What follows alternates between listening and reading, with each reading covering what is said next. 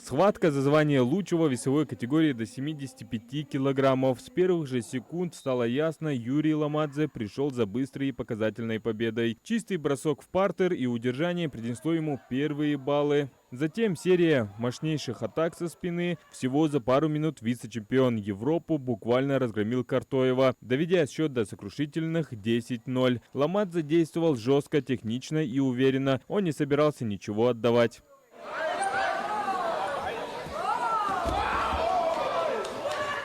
В этот момент даже самые преданные болельщики усомнились в возможности что-то изменить. Коэффициенты на победу Магомеда Башира Картоева стали астрономическими. Но именно тогда, когда счет был максимально разгромным, ингушский борец включил волю. Он не запаниковал, он начал работать аккуратно, по кирпичику возвращаясь в схватку. Первое очко за выход соперника за ковер, потом еще одно и еще.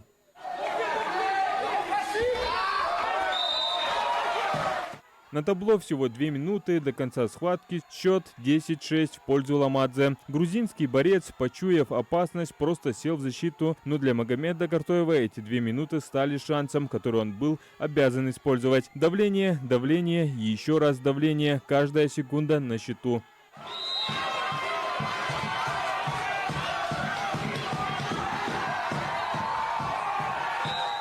И вот он, кульминационный момент до конца схватки, всего 14 секунд. Картоев, собрав в кулак всю свою волю, силу и мастерство, проводит фантастический тяжелый бросок. Ломадзе беспомощно падает на ковер, судья фиксирует чистую победу. Счет меняется 10-12 в пользу того, кто еще несколько минут назад терпел сокрушительное поражение. Это не просто победа, это триумф характера.